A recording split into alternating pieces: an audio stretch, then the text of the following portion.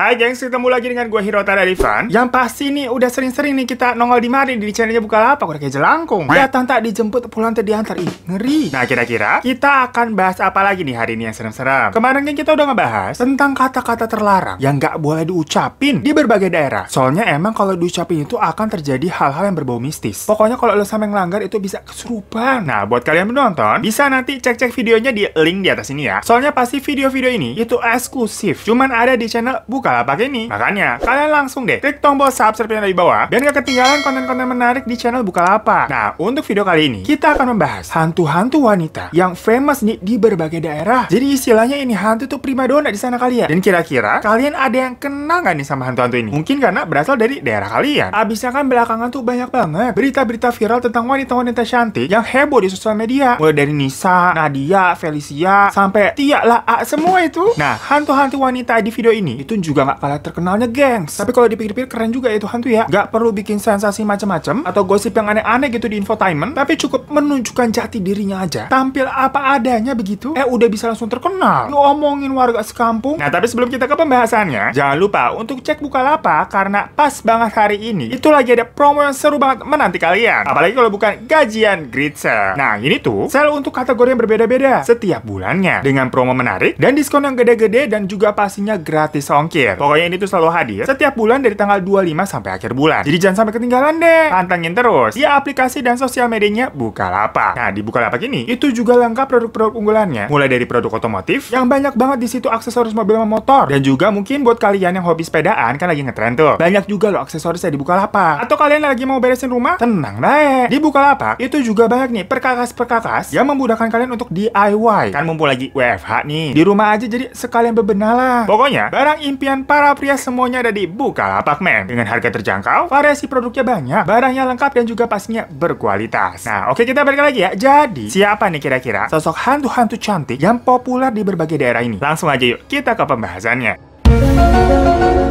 Hantu Kandole ini itu legend banget di suku Tolaki, Kendari, Sulawesi Tenggara, gengs. Dimana suku Tolaki ini percaya kalau makhluk bernama Kandole itu sudah ada sejak puluhan tahun atau bahkan ratusan tahun yang lalu. Nah, Mbak Kandole ini digambarkan sebagai sosok hantu yang berparas cantik dan memang senang menggoda lelaki. Namun, hantu ini konon juga bisa menampakkan dirinya sebagai sosok yang menyeramkan kalau dia memang merasa terganggu oleh perbuatan manusia. Nah, sosok ini yakini muncul setelah banyak banget pembantaian wanita yang dilakukan di masa lalu. Karena dulu mereka itu diperlakukan dengan tidak senonoh, lalu dibunuh dan mayatnya langsung dibuang begitu aja di hutan yang terletak di kawasan Sulawesi Tenggara. Tapi pembantaiannya seperti apa dan oleh siapanya sih sebenarnya juga masih simpang siur dan kayak banyak versinya gitu loh. Ya biasa, namanya juga urban legend kan emang suka begitu. Tapi info ini memang sudah sering didengar dan didapatkan dari kayak turun-temurun gitu gengs. Yang mana ada sebagian masyarakat menganggap bahwa Mbak Kandole ini sebenarnya bukan arwah dari pembantaian wanita di daerah tersebut, melainkan sosok jin perempuan yang mendalami hutan-hutan yang pada gede-gede tuh hutan-hutan belantara di Sulawesi Tenggara. Katanya sih sama halnya dengan manusia, hantu Kandole ini pun hidup secara berkelompok. Jadi kayak gengnya cinta kali begitu ya. Jadi merinding gua. Satu aja gitu kan gak serem ya namanya hantu lah. Ini banyak gimana ceritanya. Ya walaupun katanya cantik sih, tapi kan tetap aja ya hantu, bukan orang. Nah karena ini jadinya banyak bergeng, jadinya bukan satu doang ya, bukan mbak doang, tapi mbak-mbak. Yang mana mbak-mbak Kandole ini walaupun hidup berkelompok, mereka itu hidupnya tidak berdampingan dengan jin laki-laki. Dengan kata lain, hantu Kandole itu hidup bersama dengan komunitasnya aja tanpa satu pun adanya jin laki-laki. Istilahnya itu kalau lu masuk ke asrama cewek-cewek begitu, laki-laki haram masuk ke situ. Nah, cara agar hantu Kandole ini dapat mempertahankan keturunannya adalah dengan cara menculik jin laki-laki yang akan kemudian dijadikan suaminya. Dan jin laki-laki yang telah diculik tadi itu biasanya memang tidak bisa berbuat apa-apa karena mereka ini jatuhnya akan tunduk kepada si Mbak Kandole. Mohon maaf, tapi ini berarti ceweknya geragas ya, gengs. Dan jin laki-lakinya juga nurut banget itu. Bucin apa bagaimana? Tapi ini ada satu lagi yang lebih wow, gengs. Kandole juga ternyata sering menjadikan manusia sebagai suaminya loh. Menurut mitos yang beredar, ketika ada seseorang yang memiliki dendam terhadap orang lain, mereka kan biasanya nih kalau dulu-dulu perginya ke paranormal tuh. Tapi bukannya kayak ngirim guna-guna ke orang yang bikin sakit hati itu, si paranormal ini biasanya menyuruh mereka untuk menikah dengan makhluk gaib. Ya salah satunya menikah dengan Kandole. Wah ini paranormalnya benar-benar mengeluarkan sebuah solusi yang bijak banget ya. Soalnya kan menikah itu ibadah. Nah selain itu, orang tersebut juga harus menyediakan tempat bagi Kandole. Seperti ada kamarnya, harus ada ranjangnya. Pokoknya biar si Kandolenya ini tuh betah. Dan konon, karena Kandole ini parasnya kan cantik banget tuh dibilang. Jadi manusia pun nih para laki-laki itu ya banyak yang nggak segan, alias mau aja menikah dengan Kandole. Ya orang menikah dengan sosok yang cantik itu istilahnya. Kalau Kandolenya tahu-tahu ibaratnya kayak penampakannya Sandra Dewi, kan siapa yang kagak mau? Nah, Kandole sendiri ini sebagai jin perempuan itu katanya emang gemar banget menjahili para laki-laki. Dimana Kandole ini itu suka membuat laki-laki mimpi basah. Nah loh, jangan-jangan waktu itu kalian yang pada udah akil balik mimpi basahnya gara-gara dijailin jin Kandole loh. Jadi gimana menurut tanggapan kalian? Tertariknya untuk dijodohkan dengan Kandole?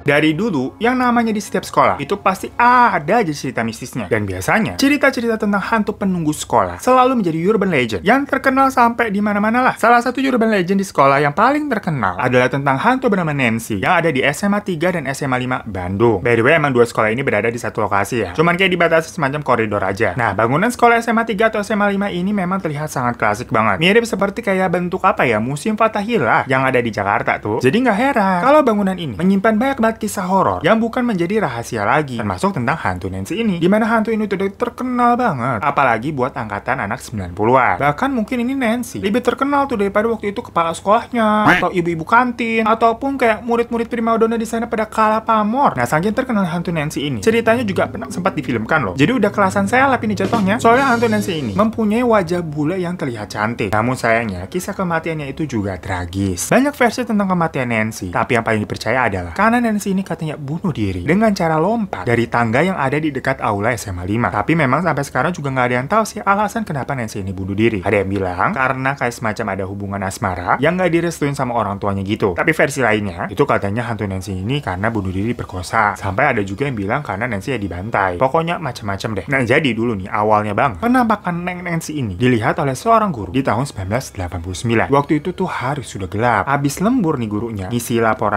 para siswa. Ya kan mau pulang tuh, mau nelpon anaknya pakai telepon umum. Pas lagi nelpon anaknya, hantu Nancy ini muncul tahu-tahu di depan mukanya. Pingsan di tempat lah itu si guru. Nah, sejak saat itu, Nancy ini selalu jadi trending topik di sekolah tersebut hingga saat ini. Dan katanya Nancy ini itu temenannya sama pengurus sekolah biasanya, gengs. Yang biasanya kan kalau pengurus sekolah itu kuncen juga tuh di sekolah. Nah, jadi memang biasanya pengurus sekolah itu suka ditugaskan untuk mengamankan Nancy agar misalkan ada acara-acara di dalam sekolah nih bisa berjalan lancar, kayak misalkan mau ada pramuka. Nah, biar acara pramuka itu nggak digangguin. Soalnya kan kalau di pramuka biasanya ada sampai malam ya, kayak jurit malam gitu. Caranya adalah si Nancy itu katanya akan dipindahkan dari koridor lantai atas, tempat biasa dia memang lalu lalang, ke WC perempuan di lantai bawah SMA 3. Nah, di situ Nancy ini bakal anteng karena dia dikasih saja 1 krat bir, gengs. Pokoknya syarat itu memang harus dipenuhi. Yang mana kalau enggak, Nancy bakal mengganggu anak-anak di sana sampai pada kesurupan. Mohon maaf, tapi itu Nancy kenapa ridersnya bir ya? Ini curiga yang minum penjaganya kali. Bercanda. Nah, buat kalian yang penasaran gimana sih sosok Nancy ini, emang cantik banget. Katanya kalian itu bisa ketemu sama Nancy dengan cara datang ke SMA tersebut di malam hari dan melakukan ritual pemanggilan dengan mengelilingi sekolah sebanyak 3 kali, terus berhenti dulu di depan gerbang. Setelah itu nanti Nancy ini akan menampakkan dirinya di salah satu jendela di lantai atas yang katanya jendela itu tuh selalu terbuka. Bahkan ada lagi nih kisah tentang jendela itu yang sebenarnya sih itu kayak semacam udah dicoba buat ditutup terus waktu sore hari gitu kan menjelang malam. Tapi nggak tahu kenapa nanti ini tengah malam kebuka lagi. Jadi kayak lama-lama ya udah aja lah. Kan capek ya naik turun tangga buat nutup jendela doang. Nah, by the way, hantu Nancy ini kan juga sempat difilmkan tuh. Dan selama proses syuting, beberapa kru dan artisnya itu katanya sempat mengalami gangguan-gangguan dan kesurupan. Sehingga proses syuting harus dihentikan beberapa saat. Jadi segitunya. Nah loh, lagian sih, pasti itu pas syuting, para krunya lupa ngasih sajen tuh 1 krat bir. Jadi pada kesurupan deh tuh.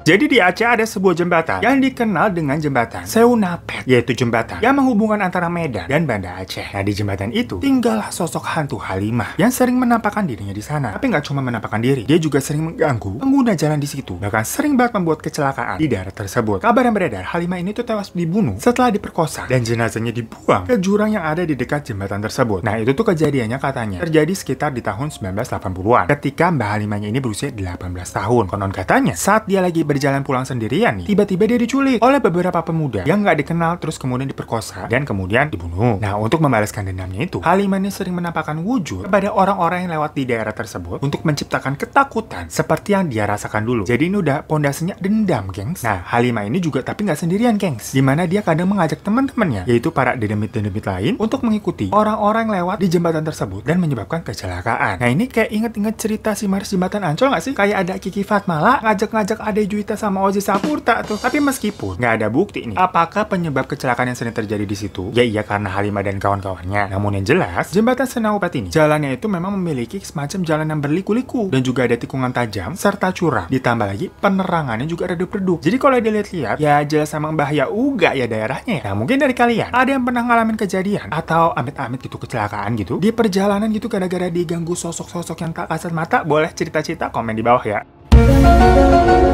Untuk warga Balikpapan, pasti udah familiar nih sama lokasi Suster Maria yang ada di Pegunungan Daps, di mana itu merupakan salah satu dataran tinggi yang ada di kota Balikpapan. Nah, tapi di balik keindahan Gunung Daps, ada nih satu lokasi yang angker banget, yaitu rumah dalang atau rumah pembantaian. Rumah ini sendiri itu bergaya ala-ala rumah di Selandia Baru, tapi rumahnya menyimpan sebuah cerita misteri yang sangat menyedihkan tentang sosok Suster Maria. Jadi diceritakan kalau Suster Maria ini merupakan seorang perawat keturunan Belanda yang dibantai oleh tentara Jepang di rumah tersebut. Pada saat itu, Belanda sedang berkuasa terhadap kilang-kilang minyak yang ada di Balikpapan. Tentara Jepang pun akhirnya pada datang ke sana tuh untuk merebut kekuasaan kilang-kilang minyak. Dan kejadian itu terjadi sekitar tahun 1940-an yang memang sedang ada peralihan dari penjajahan Belanda di beberapa tempat di Indonesia. Mengetahui adanya kedatangan tentara Jepang ke Balikpapan, para tentara Belanda nih memutuskan untuk membakar kilang-kilang minyak tersebut dengan maksud supaya nggak dikuasai sama Jepang dong. Nah, mengetahui hal tersebut, tentara Jepang marah. Mereka nyusurin satu Balikpapan tuh dan nangkepin orang-orang Belanda, termasuk Suster Maria, karena kan dia emang orang Belanda. Nah, habis udah pada ditangkap nih, mereka dikumpulin di satu daerah yang dinamakan Benua Patra. Habis itu di situ pada dibunuh-bunuhin. Sebagian warga Belanda yang lain, termasuk Suster Maria, itu disandra di rumah dalang di Gunung Daps. Nah, selama disandra di sana, warga Belanda itu tuh melawan dan mencoba melarikan diri, termasuk Suster Maria juga. Pokoknya pada berontak. Mereka akhirnya berhasil kabur tuh keluar sampai ke tengah hutan di Pegunungan Daps. Tapi mengetahui ada yang melarikan diri, semua orang-orang yang tadi disandra di dalam rumah itu dihabisi jadinya. Dan yang para kabur pun langsung dikejar dan dicari dan dibantai juga, termasuk si Suster Maria yang akhirnya juga tertangkap. Sejak saat itulah, rumah tersebut disebut dengan rumah pembantaian yang menyebabkan tempat tersebut jadi sangat angker karena Suster Maria itu sering menampakkan wujudnya dan menyebarkan teror karena tidak terima dengan kematian tragisnya.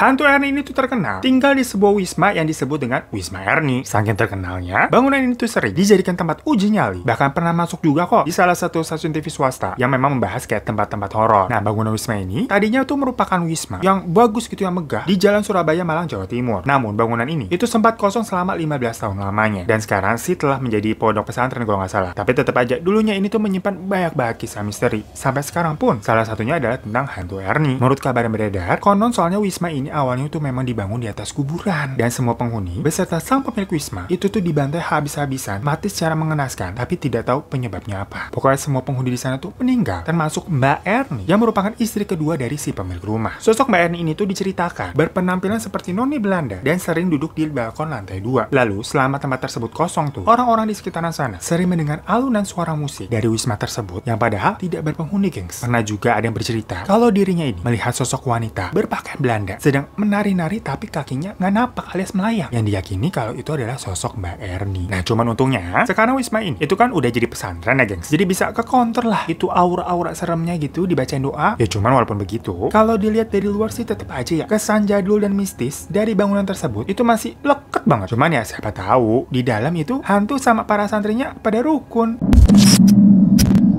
So, itu tadi para wanita legend yang udah pada jadi hantu semua tuh di berbagai daerah, gengs. Kalau di daerah kamu gimana? Boleh dong sharing komen-komen di bawah. Misalkan ada cerita-cerita ataupun hantu-hantu famous di daerah kalian masing-masing nih. Dan thank you juga pastinya untuk kalian udah nonton dan klik channel ini. Tapi jangan lupa klik juga subscribe di bawah, karena akan ada banyak banget konten-konten yang menarik-menarik yang macam-macam di channelnya Bukalapak. Seperti video eksklusif ini yang pastinya hanya tayang di channelnya Bukalapak. Dan langsung juga cek-cek aplikasi Bukalapak buat lihat promo-promo menarik yang ada di sana. Oke, sampai jumpa lagi. Adios.